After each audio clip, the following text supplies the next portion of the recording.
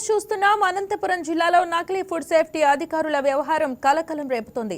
ఉరవకొండ నియోజకవర్గంలోని బెలుగుప్ప మండల కేంద్రంలో ఫుడ్ సేఫ్టీ అధికారులమంటూ కొందరు మహిళలు హల్చల్ చేశారు. పలు షాపులు, బేకరీలో తనిఖీలు నిర్వహించిన వారు ఫుడ్ సేఫ్టీ సర్వీసెస్ గుంటూరు పేరుతో రసీదులు ఇస్తూ చలాన్ పేరుతో డబ్బులు వసూలు చేసినట్లు ఆరోపణలు వెల్లువెత్తుతున్నాయి. అయితే వారి వ్యవహారంపై అనుమానం వచ్చిన షాపు యజమానులు ప్రశ్నించడంతో మహిళలు అక్కడి నుంచి వెళ్లిపోయారు. దీంతో మోసపోయిన వ్యాపారులు వెంటనే పోలీసులను ఆశ్రయించి ఫిర్యాదు చేశారు.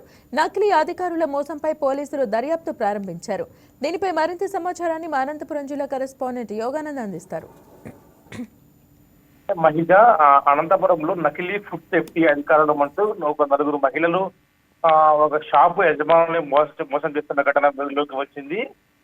ఉరవకొండ ఏదైతే ఉరవకొండలో ఈ మహిళలు ఒక ఫుడ్ సేఫ్టీ అధికారులు అంటూ మిమ్మల్ని తనిఖీ చేయాలంటే కూడా లోపలికి వెళ్లి వారిని భయప్రాంతాలకు గురి చేసి డబ్బులు వసూలు చేసేందుకు ప్లాన్ వేశారు. సుమారుగా నకిలీ బిల్లులు 12,000 రూపాయలతో నకిలీ బిల్లులు కూడా అంటే మీకు ఫైన్ వేస్తున్నామంటూ కూడా క్రియేట్ చేసి 12,000 రూపాయలు వాళ్ళ పేరుతో రసీదు కూడా ఇచ్చారు. అయితే ఇది నకిలీ అధికారులు తెలుసుకున్న షాపు యజమానులు వెంటనే పోలీసులకు ఫిర్యాదు చేయడంతో వారు అదుపులో తీసుకోవడం తెలుస్తోంది. ఈ నలుగురు ఇంకా ఎవరిని మోసగించారో, ఎన్ని షాపుల్లోకి వెళ్ళి ఇట్లా వసూలు చేశారనేది కూడా పోలీసులు దర్యాప్తు చేస్తూ ఉన్నారు. ఈ బెలుగుప్ప మండలంలోనే కాక ఇతర మండలాల్లో కూడా ఇలాగే వీళ్ళు చిల్లర దుకాణం లేదా కిరాణా షాపుల్లోకి వెళ్ళి నకిలీ ఫుడ్ సేఫ్టీ అధికారుల మట్టు కూడా బెదిరించి అందరి కాడికి ఎంత దొరికితే అందరి కాడికి డబ్బులు దోచుకొని తెలుస్తుంది.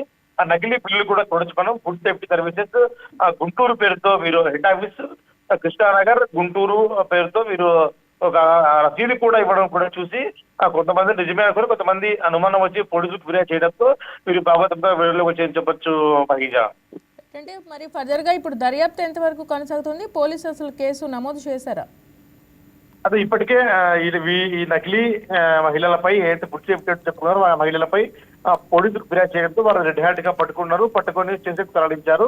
ప్రస్తుతం అయితే వీరిపై దర్యాప్తు కొనసాగుతూనే ఉంది. దీని వెనకాల ఎవరైనా ఉన్నారా లేదంటే వీరు సొంతంగా ఇలా వేసుకుని వెళ్తున్నారు అనేది కూడా తెలియాల్సి ఉంది. మరి కాసేపట్లోనే పోలీసులపై మిగిలిన వివరాలు వెల్లడించే అవకాశం కనిపిస్తుంది. మహిళ రైట్, ఫర్దర్ డీటెయిల్స్ ఏమైనా పూర్తి అప్డేట్స్ వచ్చిన తర్వాత తెలియజేయండి. Thank you Yoganand.